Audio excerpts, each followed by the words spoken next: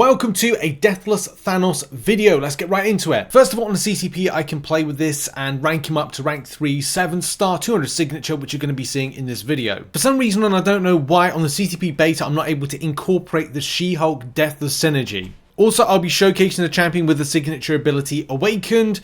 A lot of people will only be able to have access to the unawakened version until you get the dupe, either by Awakening Gem or you go by Necropolis to grab the Awakening that way. The stat focus I've assigned is the special damage one, but a lot of them do work. I would recommend the front end of damage ones like critical damage rating. That could be quite helpful, or critical rating, although I don't think that's really needed. I think it's between critical damage rating and special damage, if I'm being perfectly honest. The relic I've chosen to pair with the champion is the Thor relic, just based on having that aptitude buff to improve the fury damage that we get from the champion, but an alternative could be the Gamora relic if you so choose. So let's get into the footage and as well talk about the champion a bit more. So just quickly, I enjoyed this champion a lot, but there's a learning curve you have to really get locked in with how you rotate. Something that using two different types of masteries is problematic as to your approach. I'll talk about that, and the video is broken down to several segments, so go and check out those segments. It's time coded, so go and check out those time codes. So on the initial aspect of playing and rotating with the champion, you of course first of all have to do a heavy attack, which consumes energy and throws an armor shatter debuff. You'll see that on the enemy. There'll be an armor break, but an armor shattered as well. Then you build your necrotic energy, which is your kind of little Thanos emblem. As soon as you build up that, you can then start spending it in certain ways and rotating it in a certain ways. I'll talk a bit more about that. Every 10 hits gets you a counter punch. This gets you your unstoppable. This is your pausing effects method, and you pause your effects like, I think you pause armor shatter on the enemies, but you definitely pause on yourself the fury buffs. And if you're looking to build those fury buffs, because that is your main damage dealer, you're kind of SP1ing to do that one, and then SP2ing to do those corrosion debuffs. But your approach to that can be very different. Further on in the video, you'll learn about how to balance that between using a double-edged liquid courage recoil masteries versus doing it with the standard masteries, and cause and effect as to long haul fights, those long hit pool fights.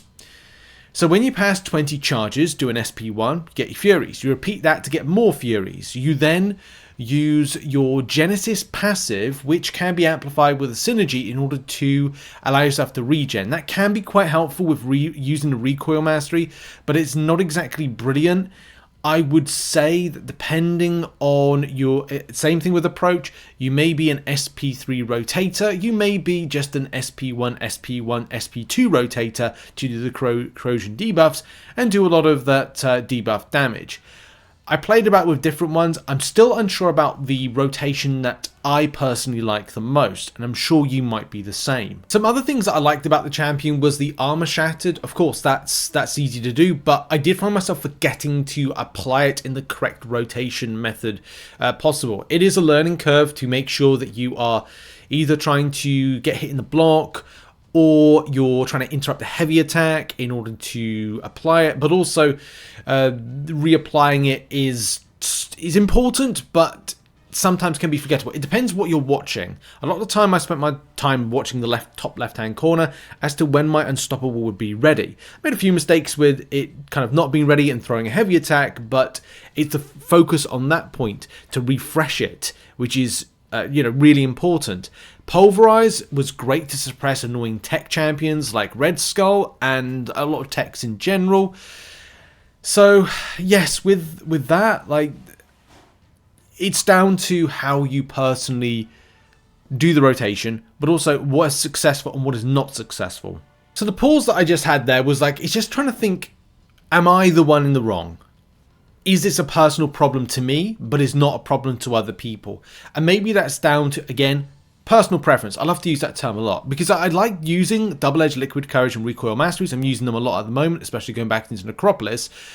But using the mastery isn't great as you might think as a health recovery or getting that SP1, the Gensis passive, to go, right, well, I'm just going to rebuild my regen. I've had times when it's worked really well and I've rotated perfectly around it and actually regained a lot of health back. But maybe that like small margin for error is that costly element that I'm just not a huge fan of. So that's why I opted for an SP3 rotation. The SP3 rotation to get the corrosion passives, because the SP3 does corrosion debuff passive effects on the enemy. That is a more, from my personal perspective, a better way to kind of go. And then if I'm kind of spending a little bit of health here and there because I'm not utilizing Recoil Masteries, then at least what I'm doing is I'm building the 10 stacks. I'm then doing the standard SP1 ramp that of course you're meant to be doing. And then that's the way that I can, towards the end of the fight, kind of opt it and kind of try and keep myself alive as long as possible in whatever fight that I might be fighting. Or it might be beneficial for me to instead do General Masteries, build to an SP3 by using SP1 rotations and just doing that as well. You have to look at the mitigation of damage and what is actually best for the rotation. So this then brings me back to the General Masteries and rotation. What is the best rotation? And that is always going to be questionable as to what mastery you're running. If I'm running a General Mastery, I would do what I said a moment ago, is I'd build to an SP1, throw said SP1, I'd then look to do another SP1, I then have 8 Furies on, I'd then look to throw an SP2. Or instead, do I focus on building on that SP3 and go SP3 10 times for a long haul fight? Then I do SP2 rotation, I would do SP1 rotations, build up the Furies, then SP2s. It means that I've got a load of corrosion debuffs that are popping off, doing their damage and bits, plus I'm doing the Fury rotations as well. That's the toughie, isn't it? The enemy will be chipping away damage, and as well I've mitigated the extent of what would be regens, helpful in general, and get that kind of front end of damage that is just going to be so nutty and so nice. Just quickly on observations of synergies, of course, a lot of the Deathless champions benefit from having Thanos Deathless on the team. He does get, with King Groot and personal Genesis passive, gain 30% increased duration. That's helpful for the regen aspect, kind of helpful for mitigating any kind of like damage coming in or stuff it's very different with the Genesis passive, because I think it's like the extent of damage coming in that you're able to like recover back.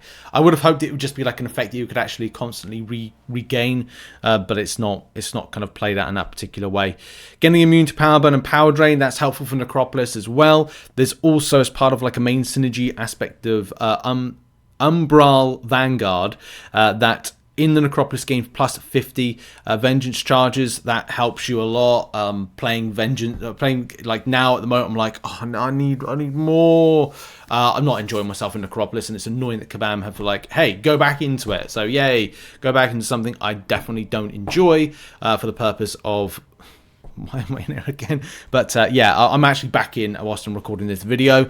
Also, for each personal debuff on the opponent, gain plus 200 critical damage rating, handy with the rotation with stuff. And of course, if you're looking for any of the rotations with corrosion debuffs being put on, if you can keep those paused and on the enemy, if you can keep them ramped up, and of course it's going to do more damage. So my overall thoughts of the champion is I really enjoy it. There's a little bit of learning curve and also rotation, because if you mess up stuff, then you can get what's going to be a perfect ramp to a perfect and large and amazing amount of damage, just mediocre type damage. But that is again down to rotation. I wouldn't say skill issue, but it's like you've got to learn to get that rotation in. Regardless, if you're going to be SP3 rotating times 10, then looking to get through the ramp itself with non-suicide masteries or suicide masteries, like there's going to be different ways of approach of like how and what is going to work with it and what is going to be good for you, because you have to do the rotation to go, am I going to get this locked down? Is it going to be a case I mess up? Is the Genesis passive going to help you regen? Are you going to get your pausing correctly? One thing that I did find is when I was not messing up, but when I wasn't locked in to get that passive unstoppable in, I was taking a little bit of chip damage, and that ain't good. That really is not good when it comes to using that champion, because you need survivability and you need to be using Deathless Thanos for the long game. If you can get over those particular things, I think you'll really darn enjoy the champion. I think that the team is going to be better, the Deathless team, as a result of him being in it, and you'll probably have a lot of fun. the unawakened ability, without the champion's awakened ability, I do think that that is a bit of a sticking point.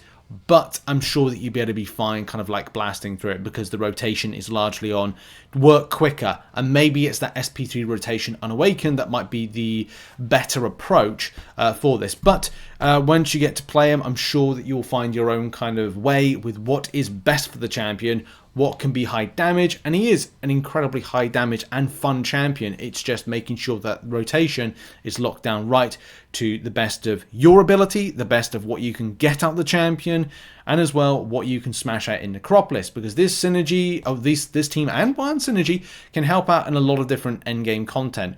Debatable with Abyss. I think that he will probably do some fights in Abyss relatively well, but maybe it's other places that might be better overall, especially with things like auto block that you might find in Abyss. Anyway, I had a lot of fun playing this champion. What are your thoughts on him? I wish you good luck picking him up this week, as you know, he's a fun champion overall. And yeah, I'll see you in the next one. Bye bye for now, and have a lovely day.